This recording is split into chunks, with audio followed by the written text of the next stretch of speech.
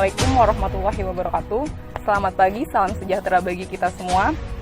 Di sini kita sedang berada di Lanut Sri Mulyono Herlambang Palembang bersama Letda Muhammad Langgeng Prakoso yang mengawaki helikopter Basarnas Boko BO 105 HR 1522. Izin memperkenalkan diri sebelumnya, saya Dinda Arsita dan rekan-rekan saya kami dari Humas Basarnas Palembang. Sekedar informasi, kalau Humas ini punya media online sendiri yang dinamakan Pacak ID. Pacak itu dari bahasa Palembang artinya bisa.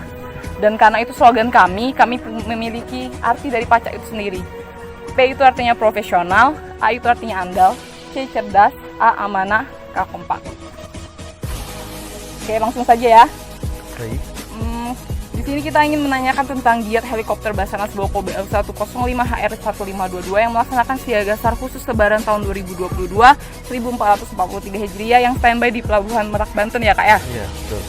Yang pertama yang ingin saya tanyakan itu di titik mana saja dilakukan pemantauan oleh heli Boko ini Kak? Silakan. Baik, di sini saya dengan dua laut Muhammad Langgeng Prakoso, kami dari Skadron 400 Wing Udara 1 Tanjung Pinang di bawah jajaran Pus Penerbal TNI Angkatan Laut.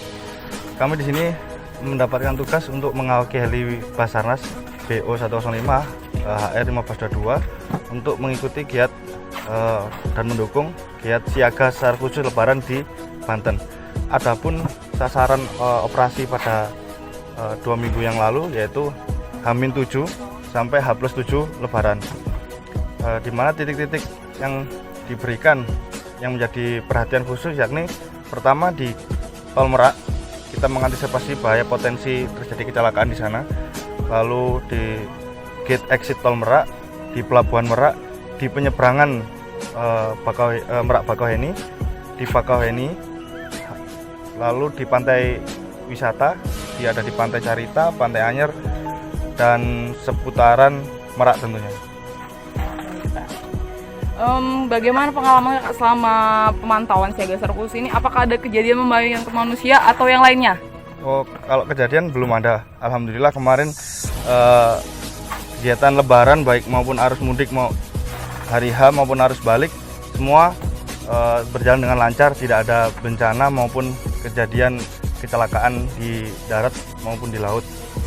Nah, untuk pantauan khususnya mungkin terletak pada H+, yang mana penerimaan arus balik dari Bakauheni tidak sama seperti arus mudik yang diterima di Merak. Kalau Merak banyak pelabuhan, kalau di dermaganya itu banyak, kalau di Bakauheni terbatas. Itu yang menjadi perhatian khusus nanti kemarin waktu ketika arus balik. Ternyata pada saat kembali pun tidak terjadi penumpukan yang signifikan, namun terjadi antrian yang ya sejauh itu normal. Demikian. Untuk tambahannya mungkin untuk libur Lebaran ada di Pantai Anyer itu lumayan animo masyarakat terhadap Lebaran tahun ini cukup besar, tapi semua berjalan dengan aman dan lancar.